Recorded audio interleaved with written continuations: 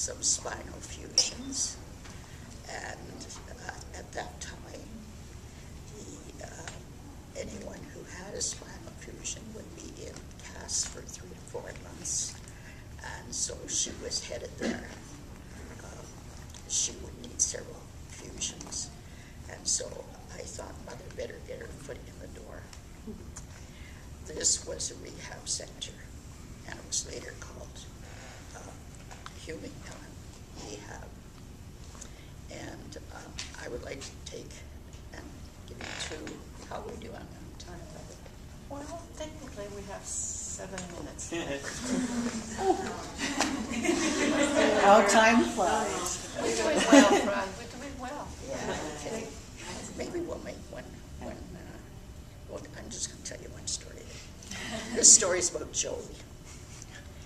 Joey is an asthmatic, and the story starts in September with a group of asthmatic kids and kids with cystic fibrosis.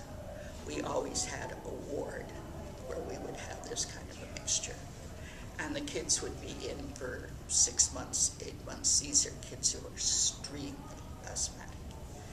And I had been away for holidays, and I came back, and this was a whole new group of kids. And there were 10 of them, and there was one missing. And they were in the auditorium. The auditorium had a stage, piano was in front of it, and there were stairs coming down. And I'm just getting to talk to these kids when I hear footsteps. Now, I had been told ahead of time that there was a new kid there called Joey, who was a little monster, a bully, beating up the other kids, and footsteps are coming down and coming down. He comes to the piano and he said, "I'm not staying here, this is for faggots." And I said, "Then go back to your room." "Yeah?" I said, "Yeah, you can go back to your room and tell your teacher. If you're not staying, that's fine." Okay, he looks at me. And I then say to the kids, "Today we're going to have a gunfight at high noon."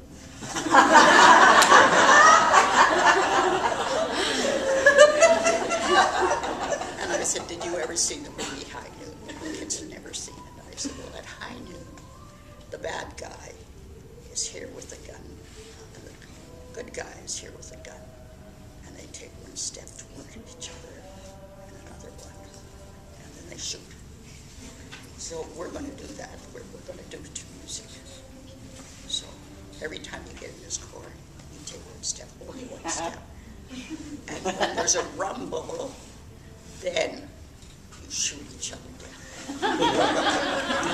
So we do this, and this kid, meanwhile, who's gone halfway up the stairs, comes down. He said, "I think I'll stay for 5 minutes." So they get on that stage over there. Anyway, they do their shootout, and I said, and they're all on the floor, and I said, that was great, but it happened too fast. I said, you've got to take more time to die a little longer. So we go through it that way. We do it in slow motion, we do it in fast motion, and we do it saying last things, last words, and that was very funny. And then I walk on the stage. Now, I've been told that they were having trouble with these kids with their exercises because they didn't understand or want to understand what relaxation was. So I go on the stage and I drop the coat on the floor. And then I take the sleeve of the coat and I just let it drop. And the kids see it. Oh, and I said, "Can you lie down now and show me whether you can make your arm fall just like the coat? And if you hear a sound, that means you're really relaxed." And it doesn't have a sound, it means you're stiff. So we went through this whole routine of stiff and not stiff. And then we had one of them lie down on the ground, and being very stiff, the kids tried to lift him. He was very heavy. When he relaxed, they could lift him and move him to the other side of the stage. So all in all, we went through that, and they could then understand what was going on. Now, here they've learned that if you hear a rumble, I don't need to yell. I don't need to say anything to them. That's telling them to just stop doing what they're doing. Here they were already beginning to relate to me, and it was a difficult group, and they were learning to relax. So at the end of it, the kids are going out, and Joey comes to me and he says, "What are we doing next week?" And I looked at him and I said, "How about disasters?" And he says, "Awesome!" And so disasters were hurricanes and volcanoes and what have you. And like if they were volcanoes, they would all stand together with their hands up, and then the volcano erupts. Well, how the kids erupt? The music tells them to erupt, and they begin to erupt. Well, then they start, the lava keeps going down. They start wiggling all over the room, and finally, when it hits the cold water, you have to hear that sizzle, and they make all kinds of sounds. So we did all kinds of things like this. This was a boys' group.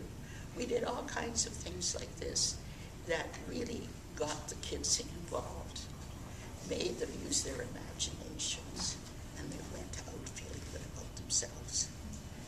Because truly, music and the arts, the expressive arts, are what can bring these kids beyond the difficulties that they and the challenges that they face.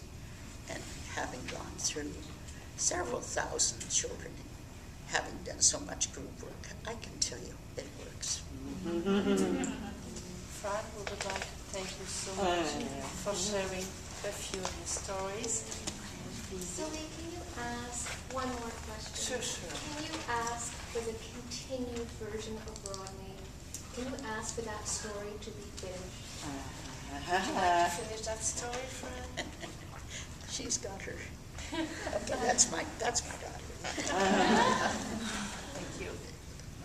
The continued story would be that Rodney had left the hospital and came back finally. He lived at the other end of Toronto, and it was about 25 or 30 miles for this kid to get there. He gets there, and of course, nobody can give a name out in a hospital. And so he didn't know where to get me. He did know, however, that I had worked with kids with wheelchairs. So he went down to sick kids, and he went to every department of sick kids. It took 2 years, and he could not find me. And finally, he went to Bloorview, which had been the home for incurable children. And the night nurse said, "Oh, here's Fran Herman's phone number." And he phones up one day, and he says, "Hey, Franny, guess who this is?" And I said, "What, me?" He said, "Yeah, do you have a piano?" And at that point, I didn't have a piano. "Oh, I just wish you had a piano, because that music, that piece of music really fixed me up." And he, for years, called me. I said, still didn't have a piano because I was in an apartment at that. But he always talked about that piece of music that would fix him up. That's the piece of music that would fix her up too.